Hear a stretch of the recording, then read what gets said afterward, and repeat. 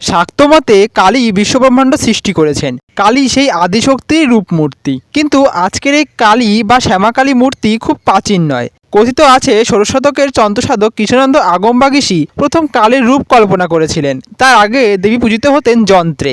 দেবী পুরাণ, দেবী মাহাত্ম্য, কালিকা পুরাণ ও তন্ত্রগ্রন্থগুলিতে কালীর বিভিন্ন রূপের বর্ণনা পাওয়া যায়। সাধারণভাবে দেবী চতুর্ভুজা, তার হাতে খড়গ, অসুরের মাটা মুন্ড, বরাভয় মুদ্রা, গলায় মুন্ডমালা, লোলজিহ্বা, তার গাত্রবর্ণ ঘোর কৃষ্ণবর্ণ, আর তাকে এলোকেশী রূপে দেখা যায় ও তাকে মহাদেবের বুকের উপর পা দিয়ে দাঁড়িয়ে থাকতে দেখা যায়। দেবীর নানা রূপের কথা জানা যায়, যেমন দক্ষিণাকালী, শ্মশানকালী, ভদ্রকালী, রক্ষাকালী, গুজ্জকালী, মহাকালী, চামুণ্ডাকালী ইত্যাদি।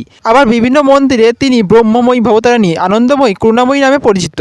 তরুল তন্ত্র অনুসারে কালী অষ্টবিধ, মানে কালীর ৮টি রূপ রয়েছে, যথা দক্ষিণাকালী, সিদ্ধকালী, গুজ্জকালী, মহাকালী, ভদ্রকালী, চামুণ্ডাকালী, শ্মশানকালী ও শ্রীকালী।